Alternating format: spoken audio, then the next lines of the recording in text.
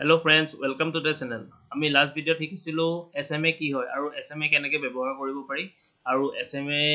যোগেদি আমি কেনেকৈ ট্ৰেড লোৱাত সুবিধা হয়, কেনেকৈ ট্ৰেন্ড আইডেন্টিফিকেশন কৰাত সুবিধা হয়। আজিৰ ভিডিঅ'টোত আমি শিকিম EMA হ'ল এক্সপনেনশিয়েল মুভিং এভাৰেজ। এতিয়া আজিৰ ভিডিঅ'টোত মই সম্পূৰ্ণ আপোনালোকক প্ৰেক্টিকেল এক্সাম্পলৰে সৈতে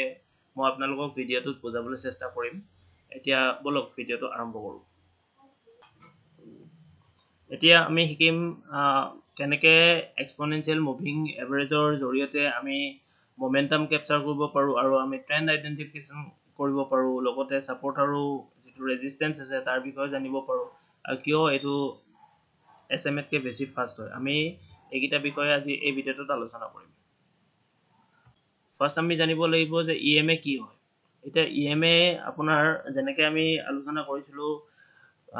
SMত কেনেকৈ এটা SMA আপোনাৰ যিটো কেণ্ডেলৰ ক্লোজিং প্ৰাইচ থাকে সেই ক্লোজিং প্ৰাইচটোৰ এভাৰেজ হয়। এতিয়া ঠিক সেইদৰে ইয়াতো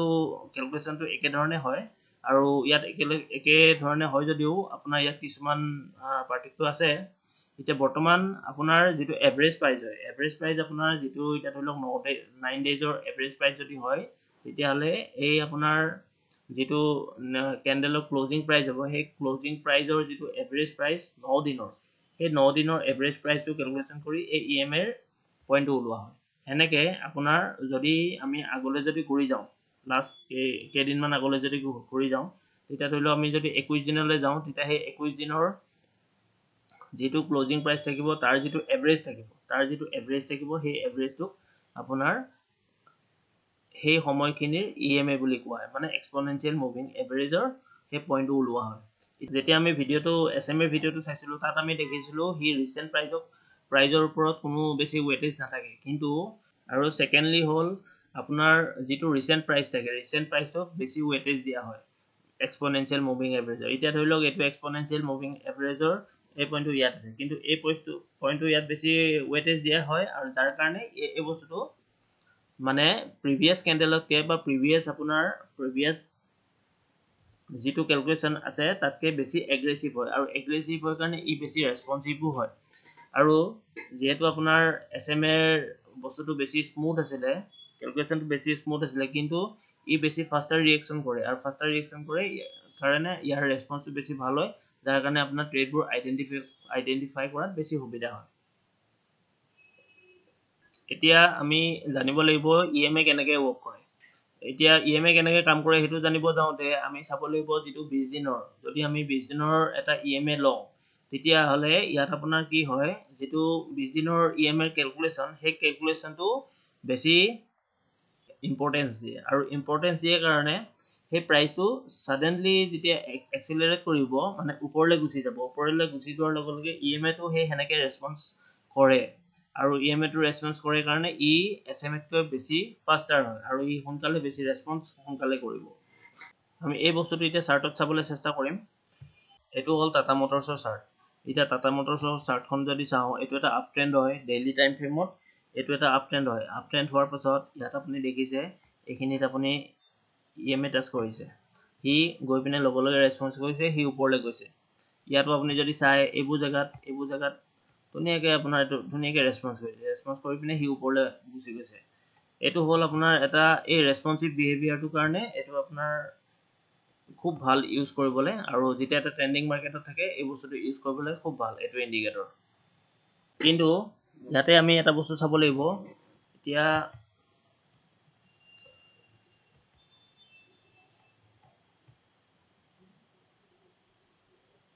টাটা মটৰ্ছৰ চাৰ্টখন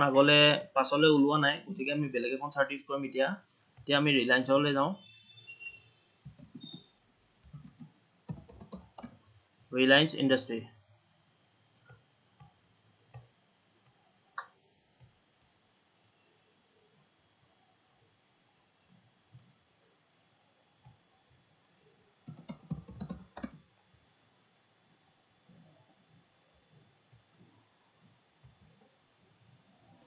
এখন হ'ল ৰিলায়েন্সৰ চাৰ্ট। এতিয়া আমি দেখিছোঁ ইয়াত বৰ্তমান একদম ফাৰ্ষ্ট অফ অল আমি চাম কেনেকুৱা ধৰণৰ EMI হ'ব পাৰে আৰু সেই EMI বোৰ কেনেকুৱা ধৰণে আমি ইউজ কৰিব পাৰোঁ। যদি আমি এটা ট্ৰেডাৰ হয়, খুব কম সময়ৰ কাৰণে আমি ট্ৰেড কৰিব বিচাৰিছোঁ, তেতিয়াহ'লে আমি কি চাম আপোনাৰ শ্বৰ্ট টাৰ্মত কি আইডেণ্টিফাই কৰিব লাগিব, আমি ট্ৰেণ্ডটো আইডেণ্টিফাই কৰিব লাগিব। আৰু শ্বৰ্ট টাৰ্মত আমি ট্ৰেণ্ডটো আইডেণ্টিফাই কৰিব হয়, তেতিয়াহ'লে আমি ইয়াত 2-3 ধৰণৰ EMA ইউজ কৰিব পাৰোঁ। EMA মই ইয়াত 3টা দি ল'লোঁ। 3টা দিয়াৰ পাছত ইয়াত ধৰি লওক প্ৰথমটো 9 থাকিলে, তাৰপিছত 9ৰ পাছত বোলে 15 থাকিলে, তাৰপিছত 15ৰ পাছত বোলে আমাৰ 21 থাকিলে। আমি এই তিনটা EMI ল'লোঁ। এই তিনটা EMI লোৱাৰ লগে লগে আমি এটা বস্তু লক্ষ্য কৰিম, যেতিয়া সেই তিনটা EMI ৰ ওপৰে প্ৰাইচটো যদি চলি আছে, সি শ্বৰ্ট টাৰ্মত সি বুলিছ, আৰু এইখিনিত যেতিয়া সি তললৈ আহিব, তেতিয়া সি শ্বৰ্ট টাৰ্মত বিয়াৰিছ হ'ব। ঠিক সেনেকে এইখিনিত যেনেকে সি তললৈ আহিব, শ্বৰ্ট টাৰ্মত সি যেতিয়া তললৈ আহিব, শ্বৰ্ট টাৰ্মত সি আহিলে সেইটো শ্বৰ্ট টাৰ্মত সি বিয়াৰিছ হ'ব। তাৰপিছত আমি আৰু বেলেগ এটা চিনাৰীত যদি চাওঁ, এইখিনি যদি চাওঁ শ্বৰ্ট টাৰ্মত সি আকৌ ওপৰলৈ গৈছে, মানে সেইটো বুলিছ হৈছে। আৰু ইয়াত যদি আমি চাওঁ শ্বৰ্ট টাৰ্মত সেইটো এনেকৈ বুলিছ হৈছে, এইখিনিত বিয়াৰিছ হৈছে। আপোনালোকে দেখিছে এইটো, এইবোৰ মানে সদায় শ্বৰ্ট টাৰ্মৰ কাৰণে, আমি যদি চাব লাগে সৰু EMI ইউজ কৰিব লাগিব। কিন্তু আমি যদি এটা মিডিয়াম টাইম ফ্ৰেমৰ কাৰণে চাওঁ, তেতিয়াহ'লে আমি এইকেইটা বৰ্তমান হাইড কৰি দিছোঁ, বেলেগ এটা EMI চাম এতিয়া,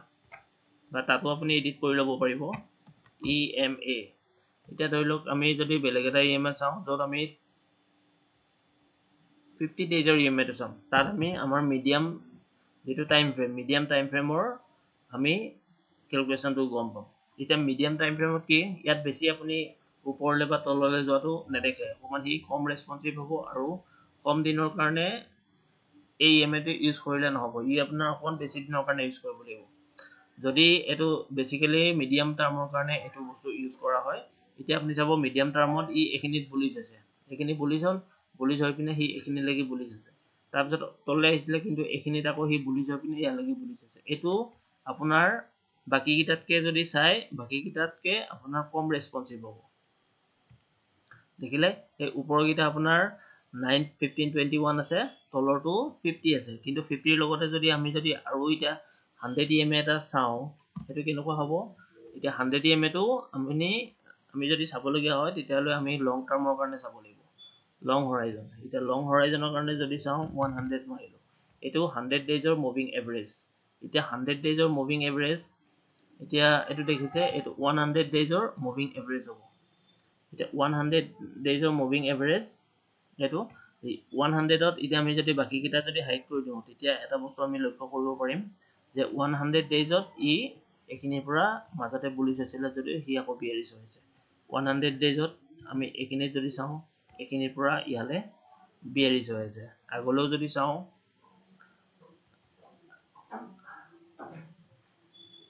যদি চাওঁ, এইখিনিৰ পৰা সম্পূৰ্ণ এইখিনিলৈকে বুলিছ হৈ আছে। এইটো হ'ল আপোনাৰ 100 ডেইজৰ EMA। কিন্তু আমি যদি 200 ডেইজৰ EMA চাওঁ,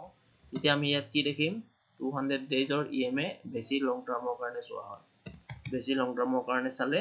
200 ডেইজত আমি এইখিনি দেখিম। এতিয়া 100টো মই হাইড কৰি দিছোঁ, তেতিয়া দেখিছোঁ এইখিনিৰ পৰা এইখিনিলৈ সম্পূৰ্ণ এইটো বুলিছ ফেজত আছে। আৰু তললৈও যদি চাওঁ, এইখিনিৰ পৰা এইটো বিয়াৰিছ ফেজত আছে, কিন্তু এইটো আকৌ বুলিছ ফেজত, এইখিনিৰ পৰা এইখিনি বুলিছ ফেজত আছে। আপোনালোকে ধৰিব পাৰিছে এইটো। যদি আমি বেকচাইডে যদি চাওঁ, তেতিয়া আমি ক'ৰবাত ডাঙৰ ট্ৰেণ্ডত আমি দেখিম। ইয়াত আপুনি দেখিছে,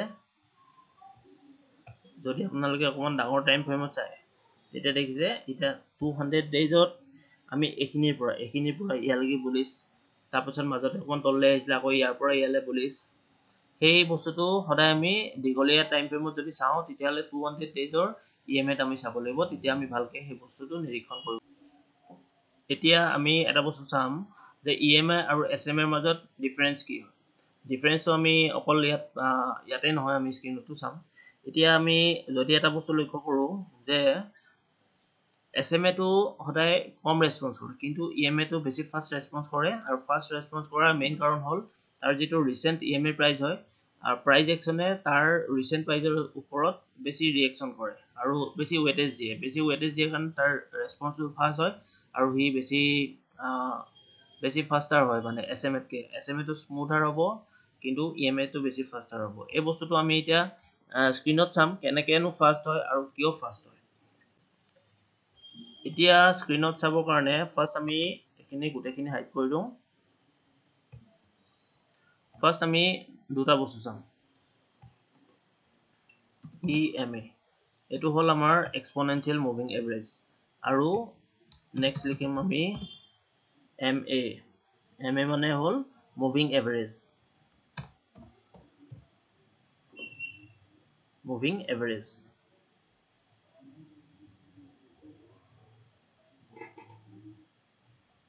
এইটো হ'ল মুভিং এভাৰেজ মুভিং এভাৰেজ বুলিও কয় বা আপোনালোকে চিম্পল মুভিং এভাৰেজ বুলিও ক'ব পাৰে ধৰি লওক আমি ইয়াত 200ৰ মুভিং এভাৰেজ ললোঁ এডাল হ'ল EMA ডাল হ'ল আমাৰ 200 EMA এডাল হ'ল আমাৰ 200 EMA যাক আমি ব্লেক কালাৰে দিছোঁ কিন্তু এতিয়া আমি মুভিং এভাৰেজ ডাল চাম মুভিং এভাৰেজ ডালো আমি কৰিলোঁ 200 আৰু ষ্টাইলত গ'লোঁ ষ্টাইলত গৈ কিনে আমি কালাৰটো দিলোঁ ইয়েলো কৰি দিলোঁ এতিয়া আপোনালোকে ইয়াত ডিফাৰেন্সটো দেখিব ইয়াত আপোনালোকে এটা বস্তু চাব যেতিয়া আপোনাৰ প্ৰাইচটো যেতিয়া তললৈ আহিছে তেতিয়া তললৈ অহাৰ লগে লগে এটা বস্তু ইয়াত চাব এই ইয়েলো কালাৰডাল মুভিং এভাৰেজ মানে চিম্পল মুভিং এভাৰেজ সি ৰেছপন্স কৰিছে জানো সি ৰেছপন্স কৰা নাই কিন্তু এইখিনিত যিডাল EMA আছে সি EMA সোনকালে ৰেছপন্স কৰিছে সি তাৰ ওচৰলৈ গৈছে কিন্তু SMA ডালৰ ওচৰলৈ সি যাব পৰা নাই এনেকৈ আপুনি চাব এইখিনিতো দেখিছে সি SMA ডালক ৰেছপন্স কৰাতকৈ সি EMA ডালক ৰেছপন্স কৰিছে আৰু SMA ডাল ওপৰত থাকি গ'ল কিন্তু প্ৰাইচটো তললৈ গুচি আহিলে যদিও সি আকৌ EMA-তে ৰেছপন্স কৰিলে আমাৰ এডাল ইয়াত দেখিব আপুনি এডাল EMA হয়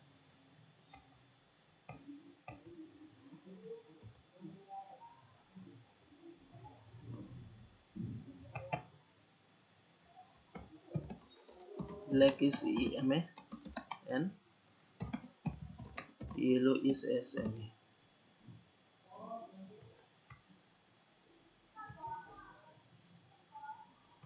দেখিছে ইয়াত দেখিছে আপোনাৰ ব্লেকডাল সদায় EMA হয় আৰু ইয়েলোডাল SMA হয় SMA ডালক সি ৰেছপন্স কৰিছে জানো নাই কৰা কিন্তু সি EMA ডালক কৰিছে ইয়াত ওপৰলৈ গৈ পিনেও সি EMA ডালক ৰেছপন্স কৰিছে আপুনি যদি ইয়াতো যদি চাই EMA-ত ৰেছপন্স কৰিছে আৰু ইয়াতো আপোনাৰ EMA-ত ৰেছপন্স কৰিছে ইয়াতো EMA-ত ৰেছপন্স কৰিছে আৰু আপোনাৰ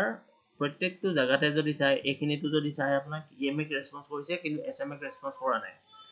আৰু এইখিনিতো যদি চাই আপোনাক EMA-ক ৰেছপন্স কৰি পিনে সি তললৈ আহিছে কিন্তু SMA-ক ৰেছপন্স কৰা নাই সি ওপৰলৈ গুচি গৈছে তলতো যদি চাই সি এইখিনিতো আৰু এই জোনটো যদি চাই ইয়াতো আপোনাক EMA-ক ৰেছপন্স কৰিছে আৰু SMA-ক ৰেছপন্স কৰা নাই ইয়াতো আপোনাৰ EMA-ক ৰেছপন্স কৰিছে এই জায়গাবোৰত যদি চাই EMA-ক ৰেছপন্স কৰিছে কিন্তু SMA-ক ৰেছপন্স কৰা নাই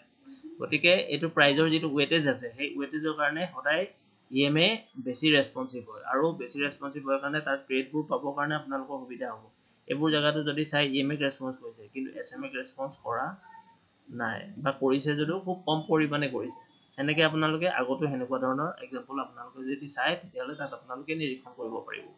এতিয়া আমি আৰু এটা বস্তু জনাটো দৰকাৰ এতিয়া EMA আমি যদি ইউজ কৰিবলৈ হয় তেতিয়াহ'লে কি কাৰণে আমি ইউজ কৰিম এতিয়া হ'ল ট্ৰেন্ড আইডেন্টিফিকেশ্যন প্ৰথমতে আমি এটা ট্ৰেন্ড জানিবৰ কাৰণে ইউজ কৰিম এতিয়া ট্ৰেন্ডটো কেনেকৈ জানিম এতিয়া ধৰি লওক আপোনাক যদি এইটো মই EMA-টো দেখাইছোঁ ধৰি লওক মই SMA-ডাল নাইকিয়া কৰি পেলালোঁ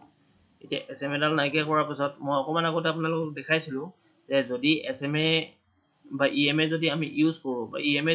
কৰোঁ তেতিয়া আমি ট্ৰেন্ডটো আইডেন্টিফিকেশ্যনৰ কাৰণে আমি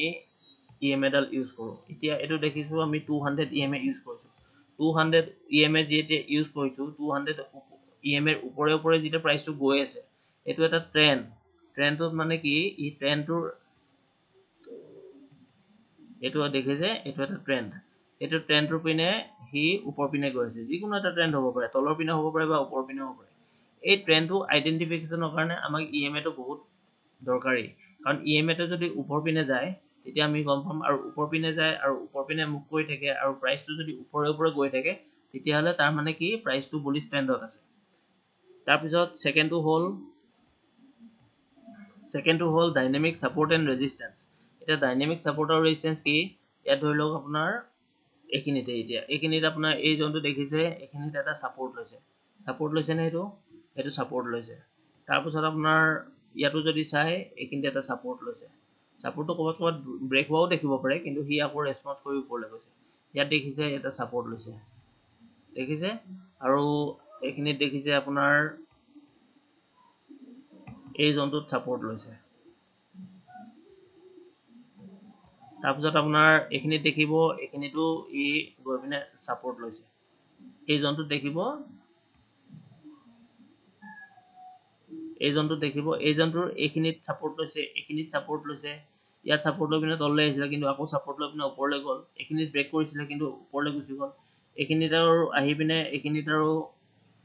এইখিনি জায়গাত দেখিছে এইখিনিত সাপোৰ্ট লৈ পিনে আকৌ ওপৰলৈ গুচি গ'ল তাৰপিছত হি যেতিয়া তলৰ পিনে আহি পিনে হি হেনেকে আকৌ এইখিনিত আপুনি ৰেজিস্ট্যান্স হিচাপে কাম কৰিব এতিয়া এটো ৰেজিস্ট্যান্স হিচাপে কাম কৰিব এইখিনিত আমি সাপোৰ্টটো দেখিলো এতিয়া ৰেজিস্ট্যান্সৰ এটা এক্সাম্পল চাওঁ আমি এতিয়া ৰেজিস্ট্যান্সৰ যদি এক্সাম্পল আমি চাওঁ বেক সাইডে চাওঁ ক'ত আছে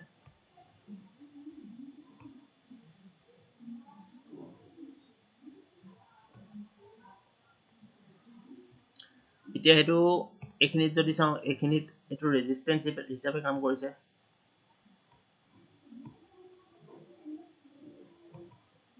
দেখিছে এইখিনি ৰেজিস্ট্যান্স হিচাপে কাম কৰিছে ইএমএ ওপৰলৈ গৈছে ইএমএ ৰেসপন্স কৰি পিনে হি আকৌ তললৈ গৈছে এনেকুৱা ধৰণে কন্ডিশনত ই ৰেজিস্ট্যান্স হিচাপে কাম কৰিব এতিয়া যিকোনো ধৰণৰ ইএমএ এই ট্ৰেন্ডটো আইডেন্টিফিকেশনৰ কাৰণে বহুত দৰকাৰী হয় নেক্সট আমি চাম মোমেন্টাম এতিয়া মোমেন্টাম কি বস্তু এতিয়া মোমেন্টাম হল এটা স্ট্ৰেংথ এতিয়া স্ট্ৰেংথ মানে কি যে কোড জোৰ বেছি আছে এতিয়া ধৰি লওক ষ্টকটো ওপৰলৈ গৈ আছে এতিয়া গৈ থকাৰ পিছত যেতিয়া হি ওপৰ পিনে গৈ থাকিব তেতিয়া ওপৰ পিনে গৈ থকাৰ ক্ষেত্ৰত এইবোৰ জায়গাত তাৰ মোমেন্টাম আহে কাৰণ যেতিয়া মোমেন্টাম আহে হি আৰু যেতাল ইএমএ থাকিব হি আৰু বেছি ওপৰ পিনে ডাং খাই যাব আৰু ওপৰ পিনে ডাং খাই যেতিয়া যাব তাৰ মানে কি প্ৰাইজত তাৰ বেছি স্ট্ৰেংথটো বাঢ়ি গৈ আছে আৰু যেতিয়া স্ট্ৰেংথ বাঢ়ি গৈ থাকে তেতিয়া মোমেন্টামটো বাঢ়ি গৈ থাকে এইবোৰ জায়গাত দেখিছে কেনেকুৱা ধুনীয়া মোমেন্টাম আছে মোমেন্টাম মানে কি প্ৰাইজত বেছি জোৰ হোৱাৰ কাৰণে হি বেছি মোমেন্টাম লৈছে আৰু বেছি মোমেন্টাম লৈ হি বেছি ওপৰলৈ গৈছে এতিয়া সেই ক্ষেত্ৰত মোমেন্টাম ললে হি ষ্টকবোৰ ওপৰলৈ যাব আৰু 4 নম্বৰ চাম আমি আমাৰ এন্ট্ৰি আৰু এন্ট্ৰিত চাবৰ কাৰণে আমি অকমান টাইম ফ্ৰেমটো সৰু কৰি দিও 50 EMA চাও এতিয়া 50 EMA যদি আমি লক্ষ্য কৰো তেতিয়া আমি বহুত ধৰণৰ এন্ট্ৰি আমি দেখিম এতিয়া ধৰি লওক আমি এটো 50 EMA গলো এতিয়া 50 EMA যোৱাৰ লগে আমি ইয়াত এন্ট্ৰি কোনটো কন্ডিশনত কৰিম এতিয়া দেখিছো আমি এইখিনি তেতিয়া ধৰি লওক টাচ কৰিছে এইখিনিত টাচ কৰিছে আমি ইয়াত এটা এন্ট্ৰি পালো এতিয়া এন্ট্ৰি পোৱাৰ পাছত সেইখিনিত টাচ কৰি পিনে যেতিয়া অকমান হি ওপৰলৈ যাব তাৰ মানে কি হি ৰিজেকচন লৈছে আৰু ৰিজেকচন লোৱাৰ লগে আমি এটা এন্ট্ৰি পাম এইখিনিত দেখিলো টাচ কৰিছে কিন্তু অকমান ওপৰলৈ গৈ পিনে ৰিজেকচন মানে কি হি সাপোৰ্ট লৈ পিনে হি আকৌ ওপৰলৈ গুচি গৈছে তাৰপিছত আপোনাৰ এইখিনিত যদি চাই এইখিনিত আপোনাৰ হি ধুনীয়াকৈ এটা ৰিজেকচন লৈ হি ওপৰলৈ গুচি গৈছে ওপৰলৈ যোৱা মানে কি হি সাপোৰ্ট লৈছে আৰু সাপোৰ্ট লোৱাৰ পিছত হি ওপৰলৈ গৈ আছে তাৰপিছত আপোনাৰ এইখিনিত যদি চাই এইখিনিত এটা হি সাপোৰ্ট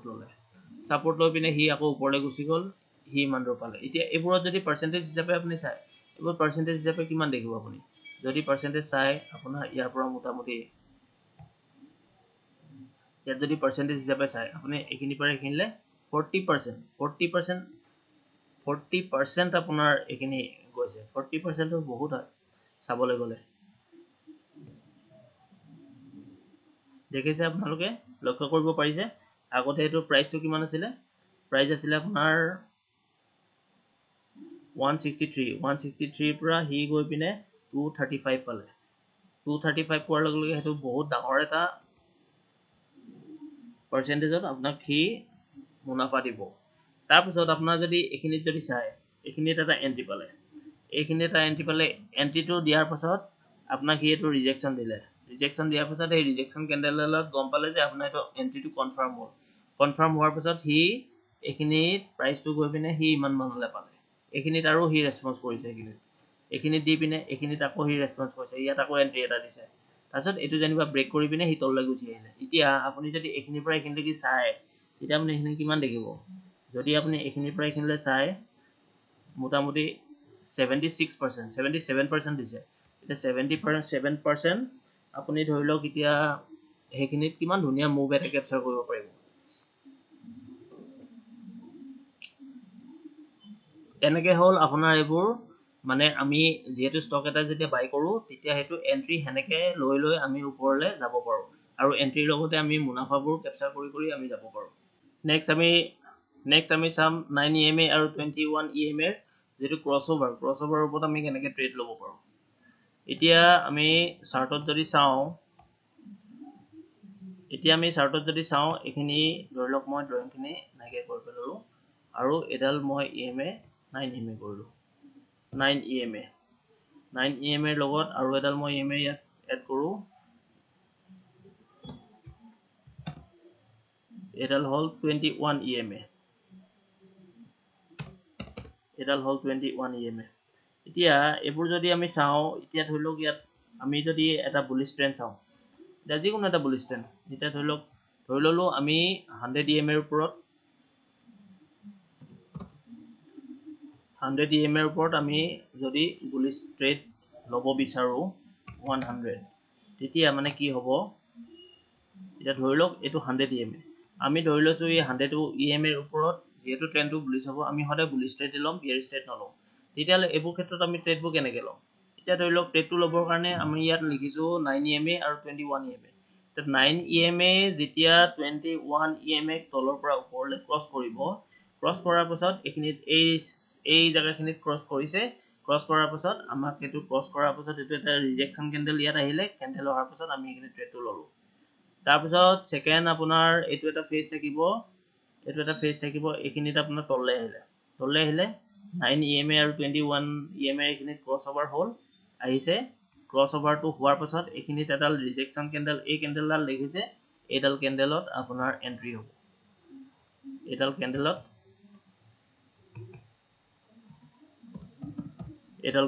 এন্ট্ৰি হ'ব দেখিলে আপোনাৰ তাৰ পাছত এখিনিত আকৌ হি ক্ৰস কৰিলে ক্ৰস কৰি পিনে হি ওপৰলৈ গৈ পিনে এখিনিত এটা ৰিজেকশন ক্যান্ডেল আহিছিলে আহি পিনে এটা ৰিজেকশন ক্যান্ডেল ইয়াত বনালে ইয়াত এটো ক্ৰসওভাৰ হল এখিনিত আপোনাৰ এন্ট্ৰি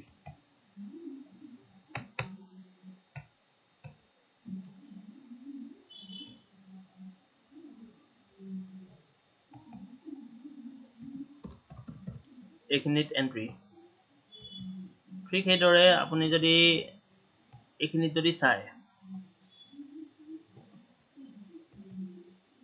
এখিনিত যদি চাই ইয়াতো ক্ৰসওভাৰ এটা হল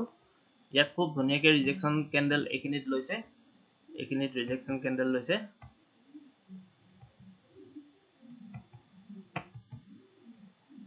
ইয়াত এন্ট্ৰি পালে এই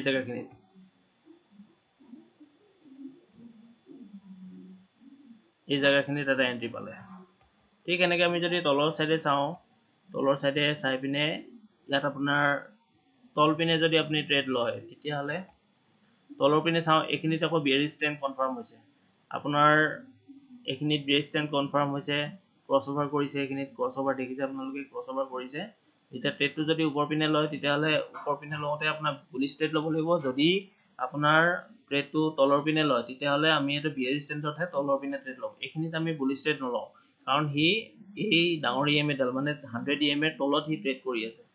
ঠিক সেইদৰে এখিনিত আকৌ যেতিয়া EMA ক্ৰস কৰিলে এখিনিত ক্ৰসওভাৰ হোৱা নাই কিন্তু এখিনিত ক্ৰসওভাৰ নহলো আমি যেহেতু 100 EMA ক্ৰস কৰিছে এখিনিত এই জায়গাখিনি যদি চাই আপোনাৰ 100 EMA কে ক্ৰস কৰিছে এখিনিত আমি ট্ৰেড এটা ল'ব পাৰো কিন্তু তাৰ আগতো যদি আমি চাও এখিনি জায়গাটো এটা ক্ৰসওভাৰ হৈছিল এই জায়গাখিনিত ক্ৰসওভাৰ হৈছিল কিন্তু হেতু সাস্টেইন নকৰিলে হি এসএল খাই পিনে ওপৰলৈ গুচি গল ঠিক হেনেকে আমি যেহেতু যদি আমি ট্ৰেডবোৰ ল'ব বিচাৰো হেনেকে 9 EMA আৰু 21 EMA ৰ জৰিয়তে আমি খুব ধুনীয়া ট্ৰেন্ডত থাকি পিনে আমি ট্ৰেডবোৰ ল'ব পাৰো আৰু ধুনীয়া প্ৰফিট আমি কেপচাৰ কৰিবলৈ সক্ষম হ'ব পাৰো কিন্তু ইয়াত আপোনাৰ যেতিয়া আপুনি মুভিং এভাৰেজ ইউজ কৰিব বা এক্সপোনেনশিয়েল মুভিং এভাৰেজ ইউজ কৰিব তাত আমি কিছুমান মিস্টেক আমি কৰিব নালাগে এতিয়া সেই মিস্টেকবোৰ কোনবোৰ ধৰণৰ আমি এটা কথা জানিব লাগিব প্ৰত্যেকটো যেতিয়া আপোনাৰ মুভিং এভাৰেজত যেতিয়া প্ৰাইজে ৰিটেষ্ট কৰে তেতিয়া প্ৰত্যেকটো ৰিটেষ্টত আমি এন্ট্ৰি ল'ব নালাগিব আৰু এন্ট্ৰি ল'ব নালাগিব 2 নম্বৰ কথা যেটো ক্ৰসওভাৰ হয় 9 EMA 20 EMA বা 20 EMA 9 EMA যেতিয়া ক্ৰসওভাৰ কৰে তেতিয়া এটো 100% একুৰেসি তাত নাথাকে আৰু লাষ্টত হ'ব আপোনাৰ ইগনোৰিং মাৰ্কেট কনটেক্সট এটা মাৰ্কেটত কিছুমান কনটেক্সট আছে সেই বস্তুবোৰ আমি ইগনোৰ কৰিব নালাগে এতিয়া ইগনোৰ যে কৰিব নালাগে সেই কনটেক্সটবোৰ কেনেকুৱা ধৰণৰ এতিয়া প্ৰথম কথা আমি চাব লাগিব যে মাৰ্কেট ষ্ট্ৰাকচাৰ এটা মাৰ্কেট ষ্ট্ৰাকচাৰ চাব লাগিব এটা মাৰ্কেট ষ্ট্ৰাকচাৰত যদি আপোনাৰ বুলিশ ট্ৰেন্ড নাথাকে তেতিয়া হলে আমি সেই যেটো ইএমএ ৰিটেষ্টমেন্ট আছে বা ক্ৰসওভাৰ আছে হেনেকুৱা ধৰণৰ আমি ট্ৰেডবোৰ ল'ব নালাগে লগতে আমি প্ৰাইস একচন চাব লাগিব যে প্ৰাইস একচনত কি দেখাইছে এটো বুলিশ ট্ৰেড নে বিয়াৰিশ ট্ৰেড বা বুলিশ পিনে গৈছে না তলৰ পিনে গৈছে না ওপৰৰ পিনে গৈছে আৰু আটাইতকৈ ডাঙৰ কথা ৰিস্ক মেনেজমেন্ট যে আমি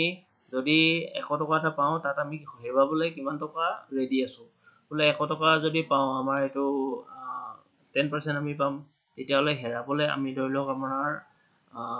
20 টকা বা 10 টকা মানে আপোনাৰ 1% বা 2% আমি হেৰুৱাব লাগিব আৰু সেই হিচাপে আমি ৰিস্ক মেনেজমেন্ট কৰিব লাগিব এতিয়া ৰিস্ক মেনেজমেন্টৰ পাছতো বহুত কথা আছে এইবোৰ ধৰি লওক আমি পাছত বেলেগ ভিডিঅ'ত শিকিবলৈ চেষ্টা কৰিম আৰু সেই বস্তুবোৰ যদি মেইনটেইন নকৰে তেতিয়া হলে আপোনাৰ এই ইএমএ সেটআপটো যদি আপুনি কাম কৰে তেতিয়া আপুনি সাকসেসফুল ট্ৰেডাৰ হ'ব নোৱাৰিব এতিয়া আজিৰ ভিডিঅ'টো আমি বিশেষকৈ ইএমএৰ বিষয়ে শিকিলো আৰু ইএমএ কেনেকৈ ট্ৰেন্ড আইডেন্টিফিকেশনৰ জৰিয়তে আমি এটা ভাল ট্ৰেড ল'ব পাৰো বা আপোনাৰ সাপোৰ্ট ৰেজিস্ট্যান্সৰ জৰিয়তে কেনেকৈ আমি এটা ট্ৰেড ল'ব পাৰো মোমেন্টাম কেনেকৈ আমি ক্যাপচাৰ কৰিব পাৰো বা আইডেন্টিফাই কৰিব পাৰো আৰু কেনেকৈ ধৰণে আমি এটা এন্ট্ৰি কনফাৰ্মেশন কৰিব পাৰো ইএমএৰ জৰিয়তে তাৰ বিষয়ে আমি শিকিলো আৰু এই বস্তুবোৰ কেতিয়াও মানে অকলহৰীয়াকে ইউজ কৰিব নালাগে আৰু বিভিন্ন ধৰণৰ ষ্ট্ৰাকচাৰৰ ওপৰত ডিপেন্ড কৰি এনেকুৱা ধৰণৰ ট্ৰেডবোৰ ল'ব লাগে আৰু কেনেকৈ ট্ৰেডবোৰ ল'ব লাগে হেবোৰ বিষয়ে আমি আজি এই ভিডিঅ'টোত শিকিলো আৰু গতিকে যদি ভিডিঅ'টো আপোনালোকৰ ভাল লাগিছে তেতিয়া হলে আপোনালোকে চেনেলটো সাবস্ক্ৰাইব কৰিব ভিডিঅ'টো লাইক কৰিব আৰু ডেফিনেটলি আপোনাৰ ফ্ৰেণ্ডছ এণ্ড ফেমিলিৰ লগত ভিডিঅ'টো শ্বেয়াৰ কৰিব আৰু অহা ভিডিঅ'ত আমি আৰু বিভিন্ন ধৰণৰ কথা শিকিবলৈ চেষ্টা কৰিম আৰু মই কোনো ধৰণৰ ৰিসাৰ্চ এনালিষ্ট নহয় সেবি ৰেজিষ্টাৰ্ড ৰিসাৰ্চ এনালিষ্ট নহয় গতিকে আপোনালোকে মোৰ কথাৰ ওপৰত বেছ কৰি কোনো ধৰণৰ ইনভেষ্টমেন্ট বা ট্ৰেডিংৰ ডিসিশন নলব আপোনালোকে নিজৰ ফাইনান্সিয়েল এডভাইজাৰক সুধি আপোনালোকৰ কথাবোৰ কনসাল্ট কৰি পিনে ট্ৰেডবোৰ ল'ব পাৰে আৰু ভিডিঅ'বোৰ চোৱাৰ কাৰণে ধন্যবাদ